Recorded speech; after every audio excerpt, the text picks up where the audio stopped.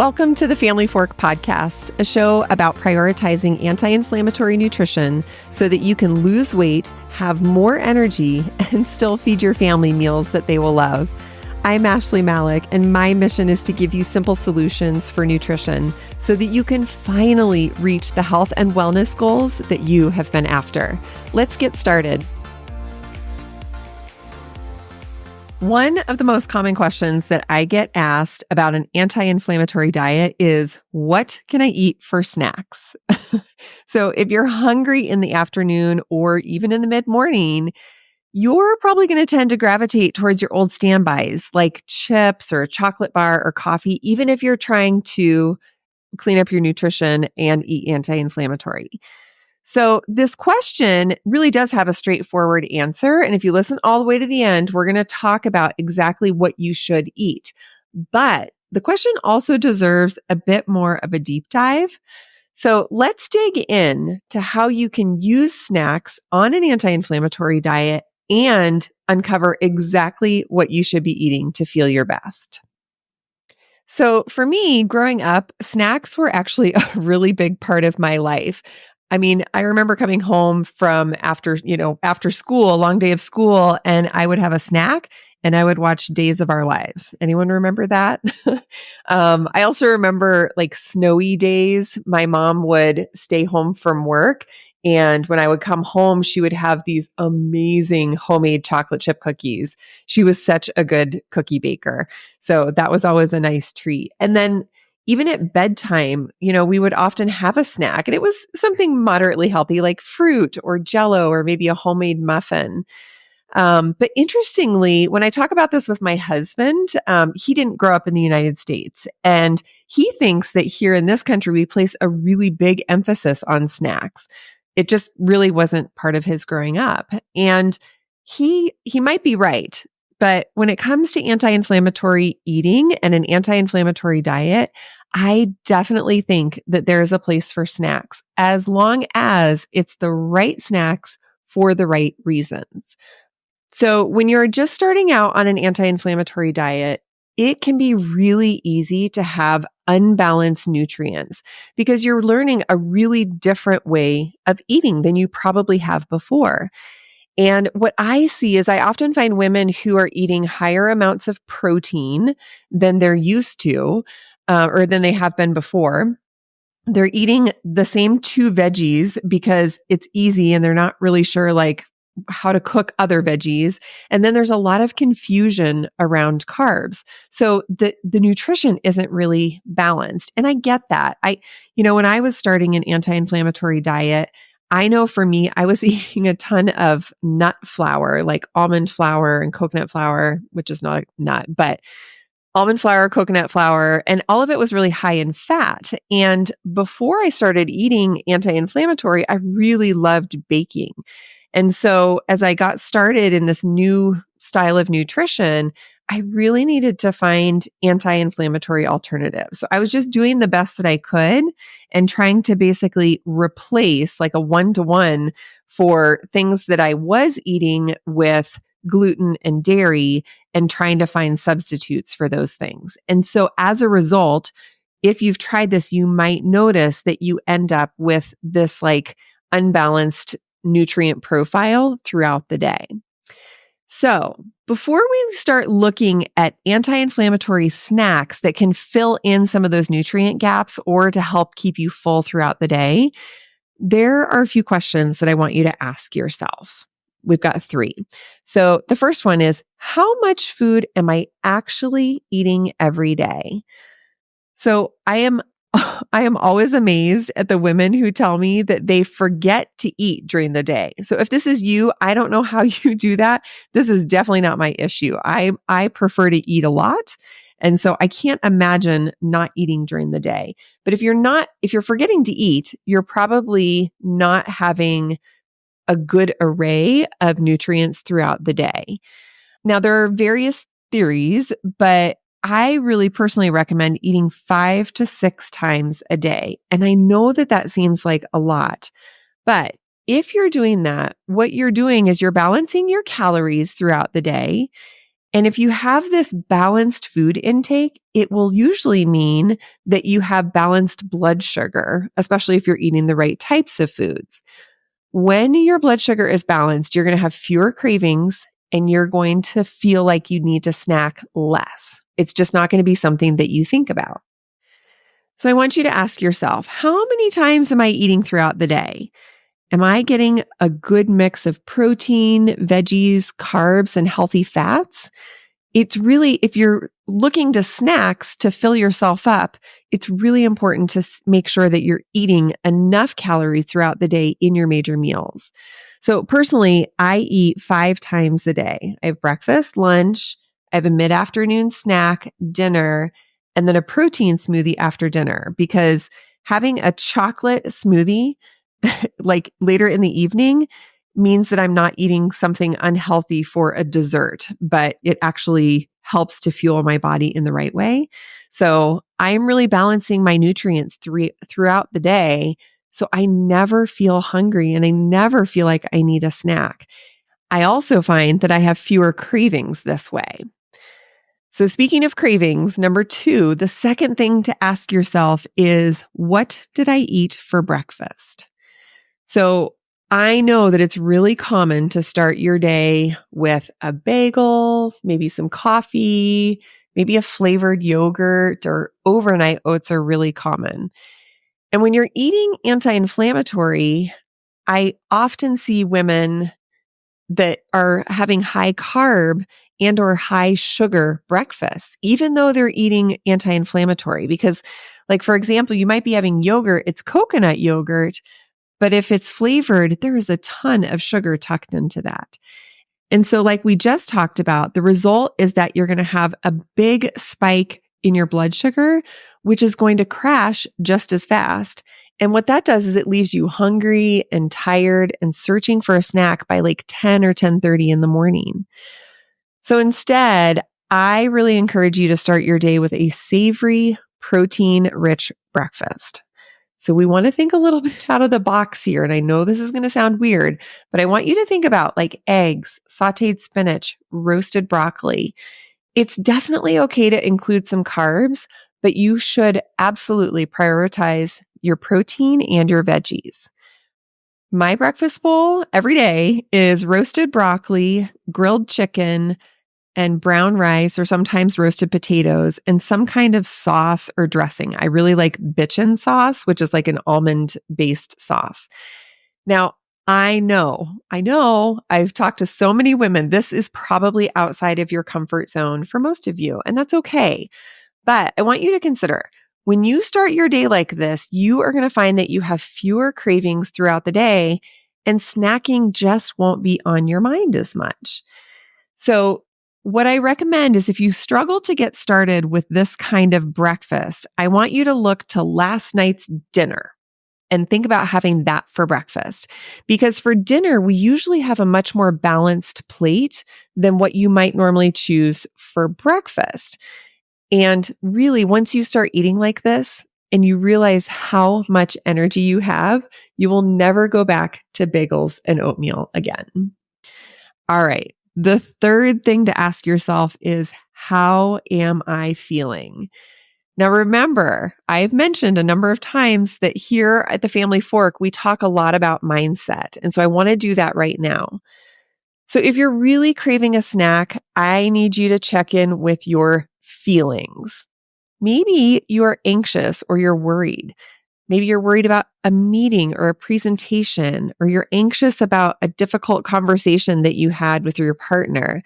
Maybe you've got a super full schedule for the week. Or maybe when you check in with your feelings, you realize that you are procrastinating or avoiding something like a work project or a project that feels hard. Or maybe, I have this all the time, a project that's sitting right in front of you and you just don't know what to do next on that project. And so instead, you think, maybe I can have a snack. Boredom. Boredom is another feeling that we feel, and that it often fuels this need or this desire to have a snack. So snacking is a really common way of dealing with feelings. And because you're probably pushing away that feeling, you know that feeling doesn't feel good, like anxiety or procrastination. But when you have a snack, when you eat, you get a little dopamine hit, which actually makes you feel better. And since your brain is wired to avoid pain and seek pleasure, that brain is going to push you to the thing that feels good, which in my case, it used to be a Snickers bar. That used to be my favorite afternoon snack. So if you feel like you really, really need a snack, I want you to check in with your feelings to be sure that you're not eating to avoid the hard or the challenging work, or that you're eating to sort of avoid that difficult feeling. All right. So you've asked yourself these 3 questions. Am I eating enough during the day? What did I have for breakfast? And how am I feeling? Like really, truly, how am I feeling? So now what? Maybe you've decided that, yep, an anti-inflammatory snack is going to be a great idea. But what in the world should you actually eat? And this is the question that I get all the time. But you can see we have to understand what our body needs first before we just default to diving into a snack. When you think of healthy snacks, maybe you're like me and think about carrot and celery sticks. And I just have to say no to that. Unless you really, really enjoy carrot and celery sticks, I definitely don't. I don't think that they're a great snack. If you're going to have a snack, it should be something that is good and that actually supports your nutritional goals. And it should definitely taste delicious and help you feel satiated. Because if it's not, you're going to find yourself rummaging through the office snack supply closet or your refrigerator because what you're eating isn't actually satiating you. So I also know that not always do you have time to make a recipe. When I was getting ready for this podcast episode, I Googled anti-inflammatory snacks, and what came up was a bunch of recipes. Well, I don't have time for that always. I'm sure you don't either. So I think it's really important to have some anti-inflammatory snacks that you can actually just grab at the grocery store, because this is going to help you stay on track with your new nutrition goals. So let's start with chocolate. If you have been around me for any amount of time, if you've ever traveled with me, you will know that I eat chocolate every single day. And I can do that because I have found a chocolate brand. It's called Hu Kitchen, Hu Kitchen, and it is definitely my go-to choice. It's made with ingredients that really don't cause any extra inflammation. So I actually feel really good about eating it. And my favorite is the salty dark. It's a little bit of sweet, a little bit of salty. Oh, it is so perfect. So you have to go find that one. But outside of chocolate, maybe you're craving something that's a little bit more filling. If you're eating a couple of times a day and you're spacing out your calories in those 4, 5, 6 times that you eat throughout the day, you want to have some meals that have a little bit more calories. So one of my favorite brands to look to is Siete Foods. They have a ton of grain-free and anti-inflammatory options for things like tortilla chips, tortillas, cookies. They have these Mexican wedding cookies that are amazing. And so I would recommend grabbing some of the Siete chips. I prefer the Fuego style, which is the hot and spicy style, and a single serve guacamole. And all of a sudden you have a really delicious snack that's going to make you feel good. It's going to give you some energy, but it's not going to derail your overall health goals. So I really recommend everything from the Siete brand. It's those products are a really good choice. Simple Mills is another great brand to look for. I really love their cookies, their bars, and they have a bunch of baking mixes. But one of my favorite snacks is to take their rosemary herb crackers, which, oh my gosh, they're so good. And especially sometimes when you're an anti-inflammatory, you miss the crunch of like a really good cracker or a really good piece of toast. So these rosemary herb crackers are really good. And I pair them with a nitrate-free deli meat, and some slices of cucumber and bell peppers. And if you want a little like extra fat source for your snack, dip those crackers in almond butter. It's going to taste so, so good. So you can see it doesn't have to be boring carrot sticks and celery. You can just have a lovely appetizer plate made with some of these crackers and some veggies and some almond butter. If you're needing a boost of protein to fill you up and give you some energy, I would definitely encourage you to check out West End chicken skewers, which are really good. Adele's is a brand that they have meatballs and sausages, but I really like their meatballs. And then Applegate is a brand that has deli meats that are nitrate free and gluten free. They're really good and healthy, and a couple of slices of the turkey or the ham, and you're going to feel so good. Because remember, protein is going to keep you fuller for longer. So a protein snack is always going to be a good choice.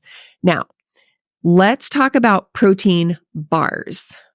I'm going to give you some tough love here. I want you to stop eating protein bars. They typically, if you look at the ingredients and you look at the nutrition profile on the package, they typically only have a little bit of protein, like 10 grams, because we're trying to aim for like 20 grams of protein here.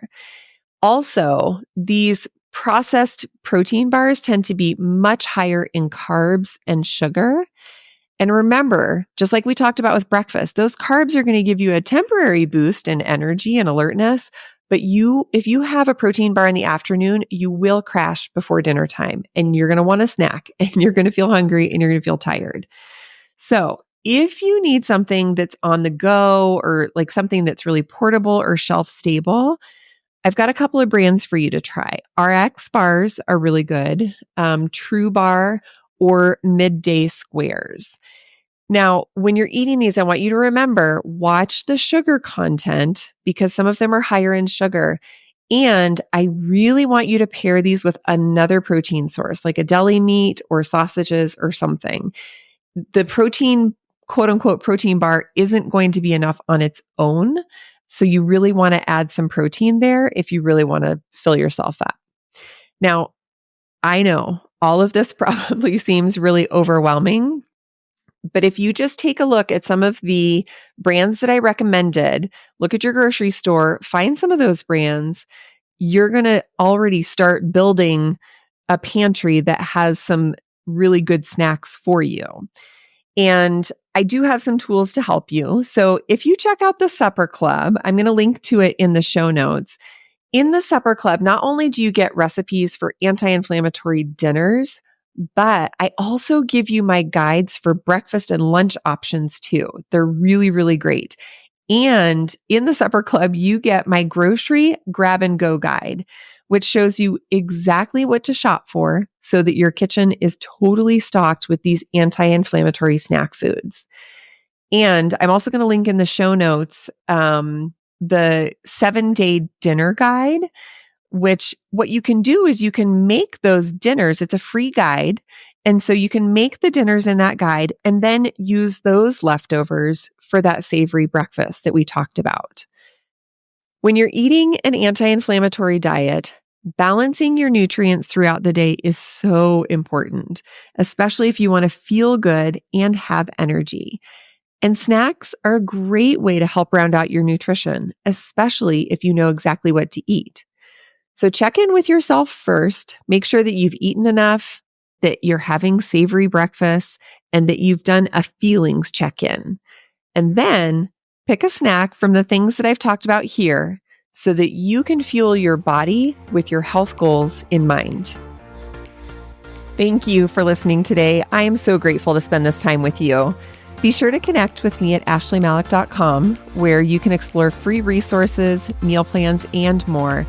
And if you found today's episode valuable, please share it on your socials so that we can help more midlife women reach their health and wellness goals. See you next time.